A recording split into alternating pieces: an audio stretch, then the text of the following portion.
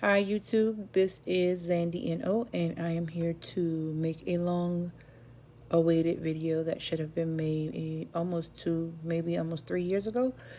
It's about my surgery in the Dominican Republic. So I'm just going to jump right on into it because I've had a couple of questions about my surgery. One of them was why no one never seen my results, and this is the reason why no one never seen my results. So I went to the Dominican Republic on December 3rd, 2018. Right? I went, signed in, got into my recovery house, which was I went to New Life Recovery House, and I actually liked it there. We had some drama when we were there, but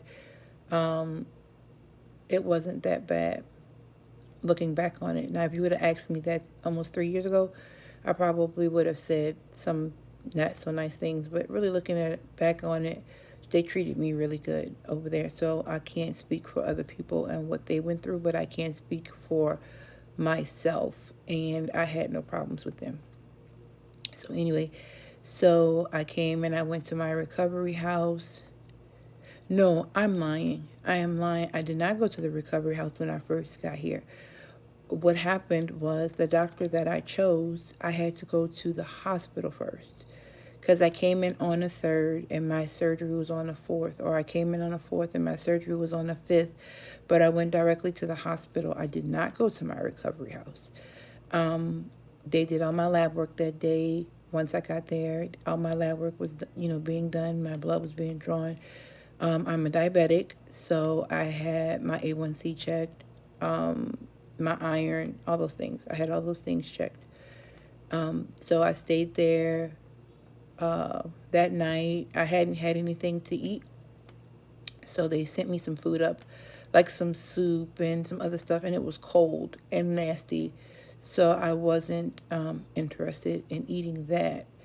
Upon arrival, I found out several things about my doctor. Now, let me say this. My doctor is a certified plastic surgeon, but he was a gynecologist first, and he still practiced gynecology at the time of me being his patient, right? So, like I said, that night, I talked to my family or what have you. The nurse came in and gave me instructions for the next day. What am I supposed to do? How, take a shower with this medication, the soap. And that's what I did. The next morning, they came in about 6. That morning, I jumped in the shower. I cleaned myself up to make sure that I was all clean for the surgery. The water was ice cold. I don't think the water warmed up until almost the end of my shower, and my shower wasn't even that long. But the water was cold. It took a long time for them to get hot water, and then the hot water wasn't hot water. It was like lukewarm water.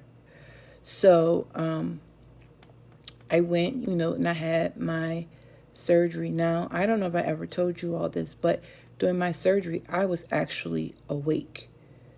They didn't put me to sleep until toward the end, and that was because of, I guess, the spinal blocker was wearing off, and I was able to start feeling some of the things that they were doing. It wasn't hurting me, but I can feel them. I can feel them stitching me. I can feel them pulling on me, stuff like that. So they didn't put me to sleep until toward the end, but I'll get to that in a minute. So I goes downstairs into this waiting room area. I guess it's like their recovery waiting room area. And I'm waiting for the doctor to come in. And as I'm waiting for the doctor to come in, something tells me to read my chart. So I'm reading my chart, and my A1C level, not my A1C level, my A1C level was fine, but my hemoglobin was an 11, right? So, they wanted it to be a 12 or better. So the doctor comes in and he's talking to me, and he's telling me that my iron levels are not quite where they want them to be. And I asked him, at this point, are you going to be able to or not able to perform my surgery? And he said, yes, he can perform the surgery. My iron level was low. Now, my iron is naturally low. I live with low iron, and I'm not considered anemic. I just have low iron. And what I found out is that a lot of people have low iron. Most people do not live with iron like above a 12. Some don't even live with with iron no more than a 10. So it's like my iron level was normal for me, but it was not necessarily normal for to have the surgery, right? Because of blood loss and things like that. So anyway, so he gets into the room, they roll me in, I take off my gown, lays on the table, the anesthesiologist come in, he does his thing about, hooking up the spinal blocker, putting put a line in my arm just in case they had to do a spinal drip, blah blah blah. I'm not a spinal drip, like a drip, any kind of drip, a fluid drip. I think I did have a fluid drip, but I think he's something else he said he may need it for. So he did a line in my arm or what have you. They did the spinal blocker in my back. They laid me on the table. I didn't feel anything from the neck down. Pretty much, I was pretty numb. They did the incision or whatever. The whole time they're talking amongst each other, and remember, I'm in a foreign country, so they're speaking their language. I don't understand anything they're saying or what they're talking about. Sometimes they'll say something that remotely sounds familiar, and I may ask a question if I'm concerned, but for the most part, they were speaking amongst themselves. I really didn't understand what they were saying, and me being nervous, one, because I was awake, and two, because of the fact that I was laying on the table having pretty much major surgery. I was a little nervous, so I was asking questions or what have you at that point. Like I said, they started the surgery, and in the surgery, I guess once they cut you for the muscle repair, which, no, I'm lying. They didn't cut me first. They cut me, but they didn't cut me for my tummy tuck. They cut me in different places to be able to do the lipo, right?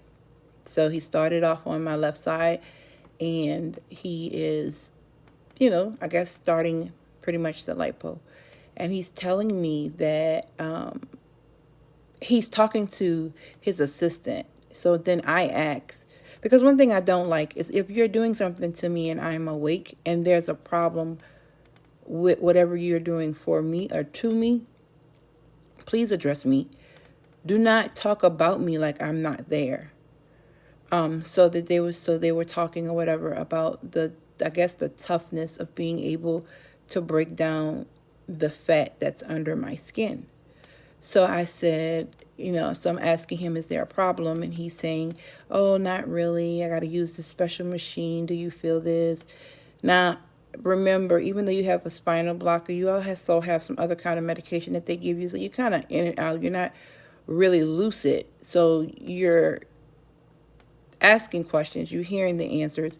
But it's not necessarily understandable for the most part, if that makes any sense. So he said, do you feel it? And I'm like, yeah, or whatever. Now, he could have been shaking the table. I really don't know. So he was like, it was really hard for him to break down the fat, blah, blah, blah, blah. So I'm like, okay. So he moves on. And I'm going to be honest with you. He may have done it for maybe 10 to 15 minutes, maybe, if that. So, and that was just on one side.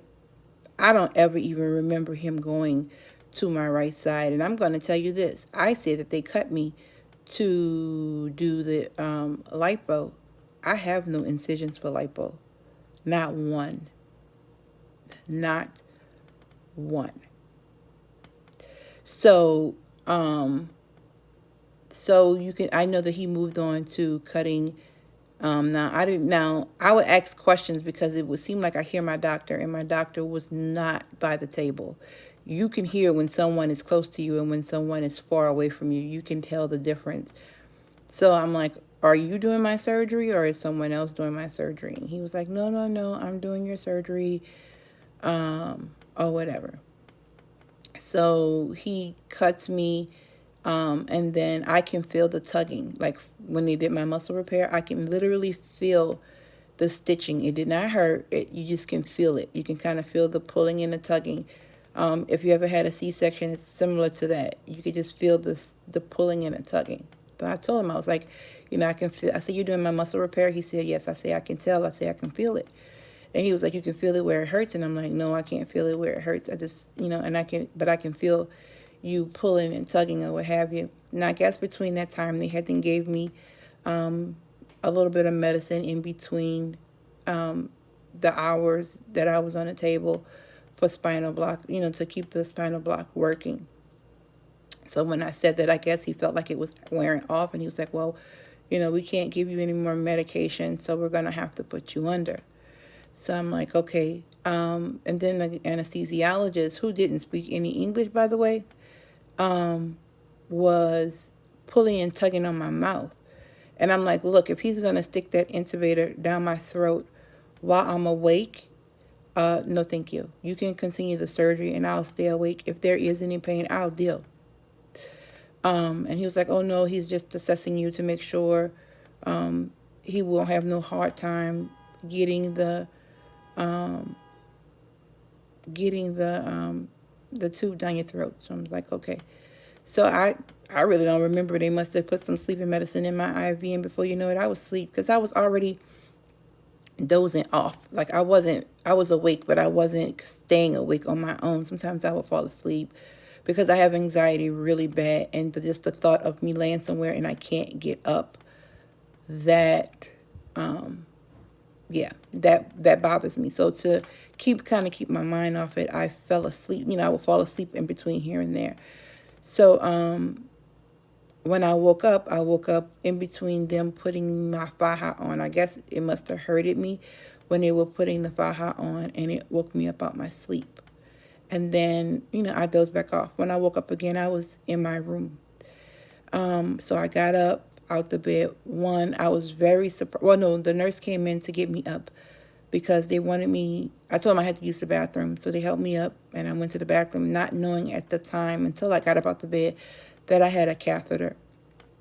I do not like catheters at all. I pretty much freaked out on them when I realized I had a catheter because I couldn't go to the bathroom on my own. I don't like catheters, and once the spinal block fall or anything that's numbing you in that area goes away, you can feel it, or I can, and I don't like the way it feels. It's uncomfortable, and when you gotta pee, you feel like you're gonna pee on yourself. I just don't like it. I don't like it. Call me crazy, but I don't. So I'm calling them for like an hour to come and take this catheter out. And I'm like, if you don't come take this catheter out, I'm going to take it out. And he was like, "Oh, no, don't do that. You can hurt yourself, blah, blah, blah, blah." So I was like, somebody needs to take it out. Now, answer this question. I mean, if anybody who's medically licensed or CNA nurse, whatever, when you go get a catheter taken out, have a catheter and they take it out, I have never known it to be no special procedure to take the catheter out. I've never known them to be anything sharp at the end of a catheter for it to do any damage on the inside coming out, because they just take it out from what I know. So why wouldn't it have been a problem for me to just take it out? They just didn't want me to. So when they finally came in and they assessed my situation, they're looking at my scar. They took the catheter out. Thank you, Jesus. Because it was like, "Well, what if you can't get up and go to the bathroom?" I was like, "I can get up perfectly fine." That was one of my red flags, that I can get up. I was able, as soon as I woke up, it was like I woke up out of a sleep. Not like I had been drugged. It was like I literally just woke up out of a sleep. Like I went to bed and woke right up. And I was able to get up and walk to the bathroom. I wasn't in no pain at all. Maybe a little slight discomfort, but pain, no pain. So after they left, I get up and I'm talking to some people on the phone. I'm kind of excited about my surgery, because in your mind, you didn't have surgery. You look like a fox. Even if you're swollen, you can see the difference. And I get up and I don't see the difference. My stomach doesn't look flat. I asked for hips. I didn't have any. Yeah, I was quite disappointed. So when I asked them about it before they released me from the hospital, because they released me that same day, like that night, they released me. Before they released me and I saw my doctor, I'm asking him, I'm like, hey, look, I don't see no difference. I don't see no results from this surgery. And he was like, oh, you're swollen. I was like, but I don't have no hips. And he was like, the reason why I didn't have any hips was because when they did the liposuction, that they weren't able to break down the fat, that the fat needed to be broken down. Now look, I ain't no surgeon, but I know that rod that they put in you to burn that fat so that it can melt away, it's hot. You can't touch that with a bare hand.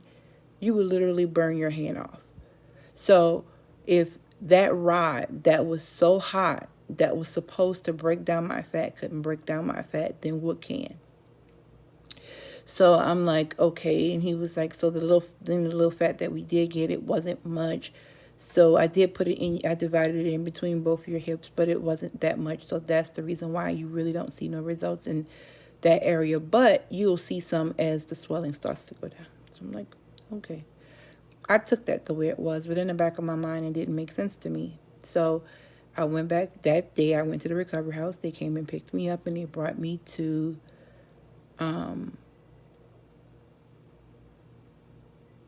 look, I'm going to make this a two-parter. That's what I'm going to do. It's 16 minutes and 45 seconds. I want to make sure that I'm able to tell this whole story. So I'll be back.